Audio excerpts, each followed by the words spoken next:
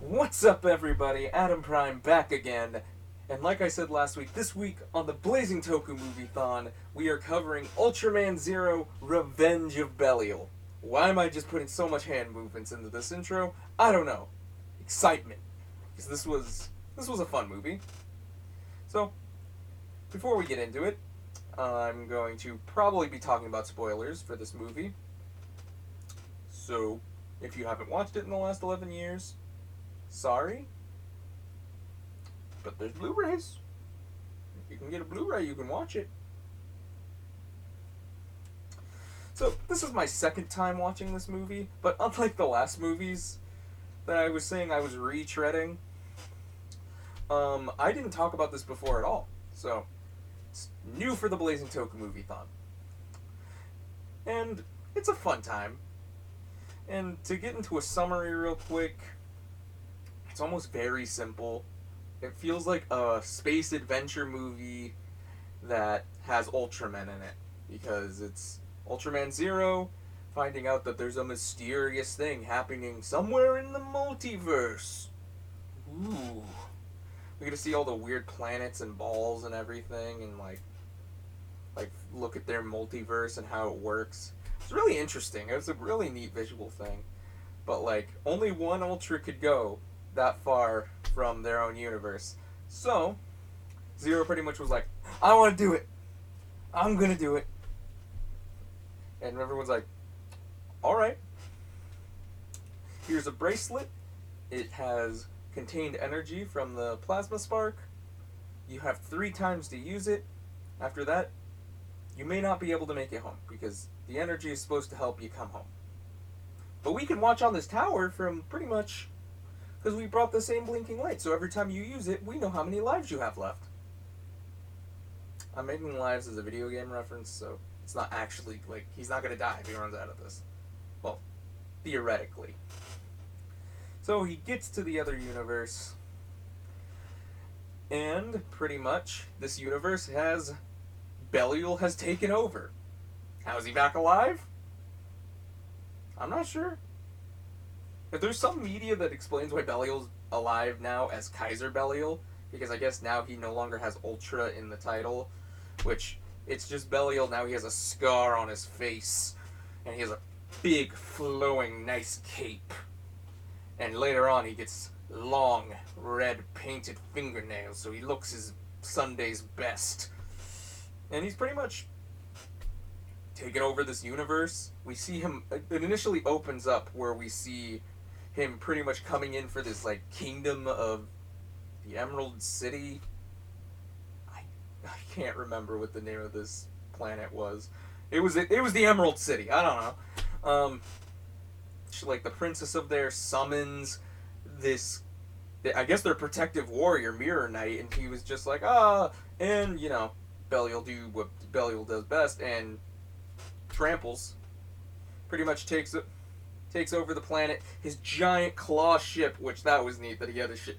Like when he was designing the ship, he's like, he looked at his hand, he's like, that's the ship. That's how my ship should look. So we saw that come sinking into the planet initially at the beginning. So once Zero starts investigating on a planet, he finds out something like the light energy or something. I'm not sure. Pretty much finds Belial's army is attacking this mining planet, and he runs into this brother duo of Run and Noah?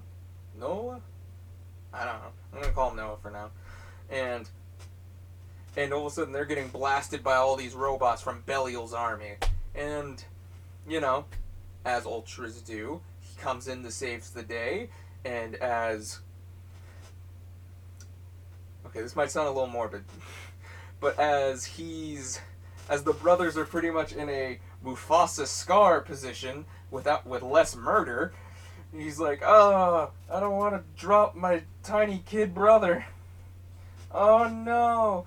And he's just like bleeding out because he got laser blasted at one point because they were trying to fight back on this monster. And weirdly, if I remember correctly, won. They had like their own little speeder bike chase, but then the monster I think came back. So what are you gonna do? And Zero was like, came in and saved them, beat the monster, and realized that the older brother is dying, and he was just like, oh shoot, I'm running out of energy. He's dying. Let's make a deal. I save you by combining us together, and we'll just live that way until I have to leave. And that's pretty much what happens. He's like, okay, but promise to take care of my brother, because for whatever reason, when when Zero fused with Run, he just kind of passed out. He was just like, alright, I almost died. And that was just kind of weird. They're just like, and Zero explains to Noah there, he's like, yeah, I'm your brother, but I'm not your brother. Your brother's sleeping in here, in his body, but I'm here in the present. I'm the one talking, I'm the one controlling and calling the shots. And they start wandering around, find the princess who escaped planet Emerald City, and pretty much go on a space adventure to find a mythical shield. It had some kind of name, but I just remember it was just being called a mythical shield. So, pretty much go on this quest, go talk to some pirates, meet a fire-headed man that gives them the coordinates of where they need to go, and then we go back to the mirror world. We go to this weird mirror world. They pretty much find out, they need to help purify Mirror Knight because he'd been corrupted by Belial because of his nice fingernails. And, as usual do, Zero saves him. They immediately go to to where they need to go for the shield thing that they were looking for. Find Ultraman Noah's, like, a statue, I'm believing it. And they put this, like, gem in, and then it just disappears. Then suddenly they get attacked and Belial takes over. So, the movie pretty much his go-home was, oh, your thing messed up, and Belial's now got you. Good luck! And, then at the end of that, it's just Zero conquers the day and defeats Belial. He then forms the Ultra Force Zero with his friends that he met along the way, and that's the movie. Well, I guess I already kind of went into detail in my summary. So, I guess I'm just going to cover what I missed. And I guess to cover what I missed, I'm going to just talk about each of the Ultimate Force Zero members. And I'm going to start out with the one I feel like I just didn't mention at all in the summary. Janjun Bird. I'm going to call him Janjun Bird, but I guess you could call him, or is it John? John? I'm going to just call him Jan. Janjun Bird, which is the princess's ship. And I feel like, just to go over the princess real quick, there's not a lot for me to say. Again, I don't remember her name. And I guess I'm going to stop calling it the Emerald City. I guess it was it Mdalia? I feel like Mdalia sounds more spacey, so I'm going to go with that. So even if I'm wrong, at least I can be like, well, it sounds like a planet. And she was just, a skeptical princess of Zero when she was like, I think you'll help, but I'm not quite sure. And that's pretty much also Janjun Bird too. He was just like, I'm not quite sure, princess. I don't know if we can trust this guy. We don't know. And I feel like that's something they did really well, is to help Zero escape skepticism. Because even when he initially met with the brothers, like, Noah was like, oh my god, it looks like a Dark Clops, because Dark Clopses look exactly like Zero. And Run was like, no, he saved us. He's not a Dark Clops. He's something else. So I thought they did that really well, but so I guess that was a weird tangent I just went on. But to go back on to Janjun Bird, who then later turns into Janbot, because the princess apparently has this energy within her, because their royal blood or something can help power certain things, and Janjun Bird was running low on power, and she's like, I had to sacrifice myself. And then all of a sudden he turns into a robot with the help of Noah, and they were just kind of fighting together, and that was just kind of a cool thing. But then they kind of bamboozle us because, like, and at the end, you have Noah and Zero just being like, I can't believe it, she's dead. Oh no. And then she comes out of the tube that she went to go give him energy in, and she was just like, hey, what's up? And they're just like, wait, you're not dead? And her and Jambot were like, we never said I would die. She's like, I just sacrificed some of my energy. I think they even made a joke where it's like, I think I lost some weight. Like, I think they made that kind of joke. And it was just like, you bamboozled me. You made me think you died. And it's like, that's just kind of the... I feel like those are those two characters. I just covered Janbot and the princess. I don't have a lot to say about either of them. Like, both were fine characters. They were fine. Like, I didn't have a problem with either one. The princess was fine. She wasn't, like, too generically princessy, but that was them. And now to move on to probably my favorite of the three that we got introduced to in this movie, Glenfire, who was the... I'm assuming I'm just going to call him the protector of the fire pirates, but he is this big, bulky, fire-headed dude, and he and Zero went at it. They were doing like wrestling moves and like pile driving each other into meteors. It was really cool. He had a lot of charisma, and it's just like him and Zero just kind of seemed like they butt heads, but in the good way of like, oh, you can see that they will work well together, but they will cause chaos together. Like, nothing like bad, but it's like, whoa. It's like they worked off well in my opinion. I think Glenfire out of the three Ultimate Force Zero members that got added in this movie, he's my favorite. I forgot how much I liked Glenfire until I watched this again. He had a funny bit of calling Janjun Bird fried chicken. I don't know if that's specifically the Blu-ray subs, or if they were always called that, because I don't remember that in my original subs, because I used a different set of subs when I initially watched it because I didn't have Blu-rays. So, I'm not quite sure, but I found that I giggled every time he called him fried chicken. Even like when he transformed, like when Glenfire came in and he found him in robot mode, he's like, wait, I was calling you fried chicken. Like, it's like, okay. Alright, Glenn. Also, just something funny about, like, I feel like a regular person name is just kind of funny. But yeah, like, there's nothing else to say about the other space pirates outside of they came in to help Zero at the end when they were doing pretty much their big all-out attack on Belial's claw ship. But he had a lot of personality. He was a ton of fun to watch. But he also lit, like, a whole force on fire. Like, he lit, like, I don't know what they called it, like a special space gas or something, and just ignited what I think was a nebula as Zero in the Fire Pirates got away. And it was just like, whoa. Okay, that was cool. His scene was fun. And it was just kind of, he came in at the end, was like, hey guys, I'm here. And it's just like, he's a bulkier suit, and it was really cool. It's like these, I like that, I feel like the bulky suits kind of started with Glenfire. We'd later get like Thunderbreaster and Beta Smash in Zet.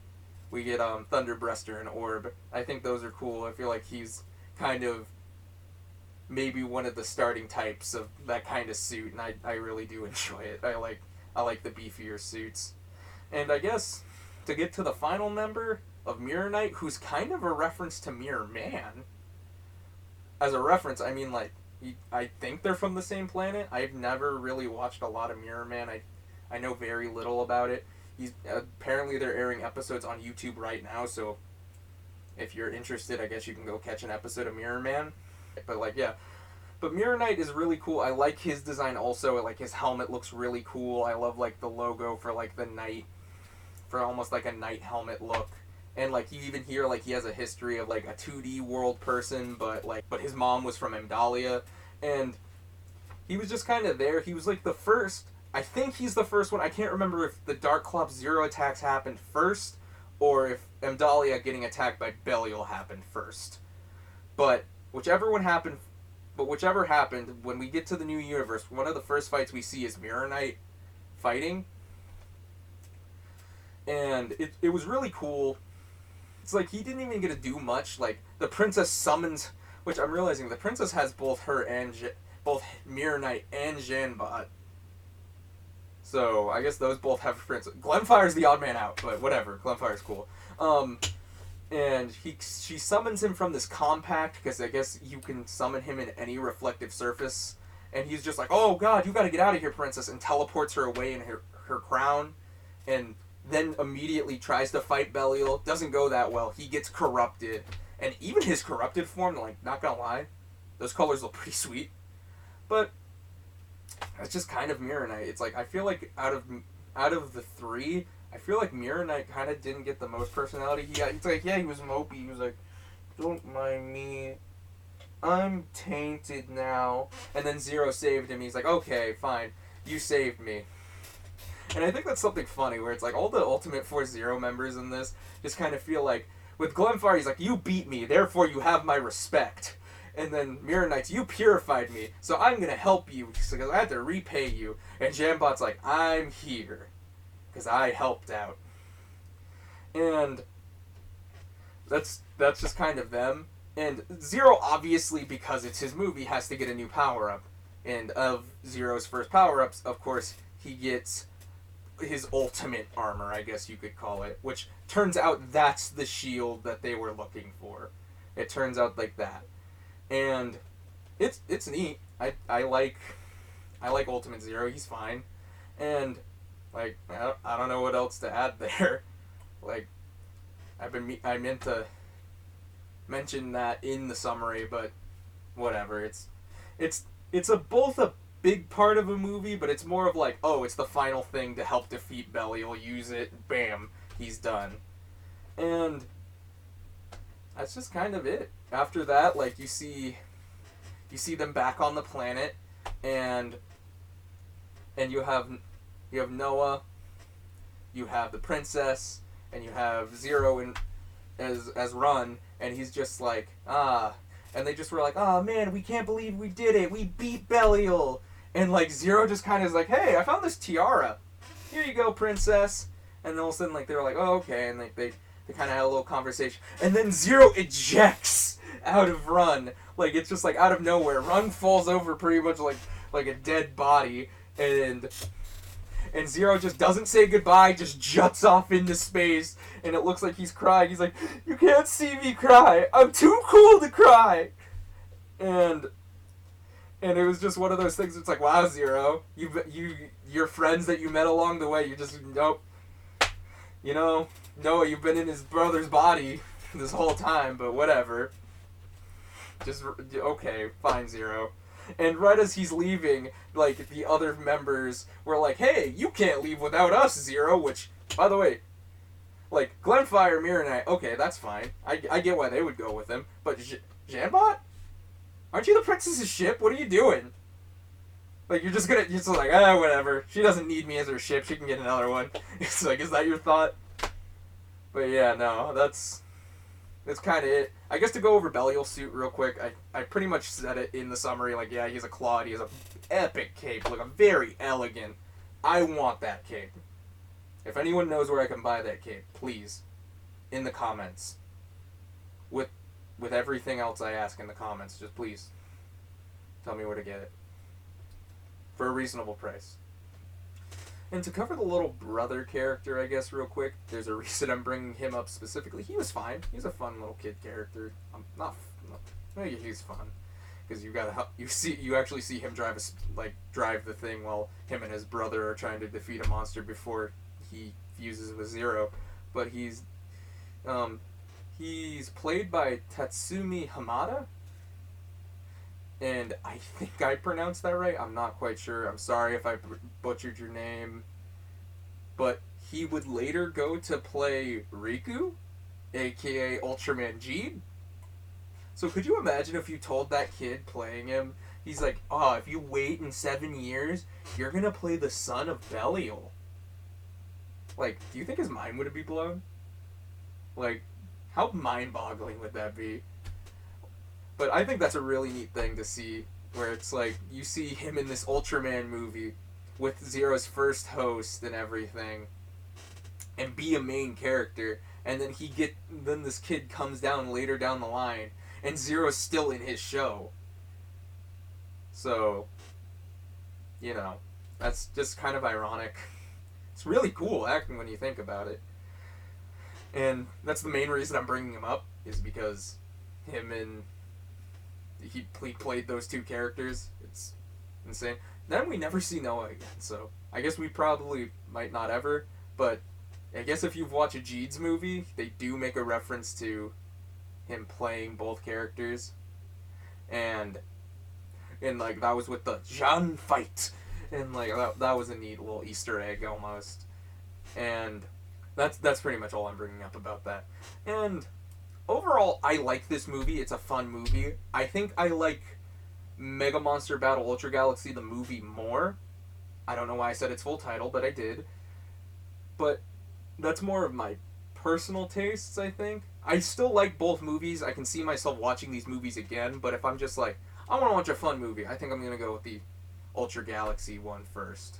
But this is a solid movie. I recommend it. I recommend it like how I did last one.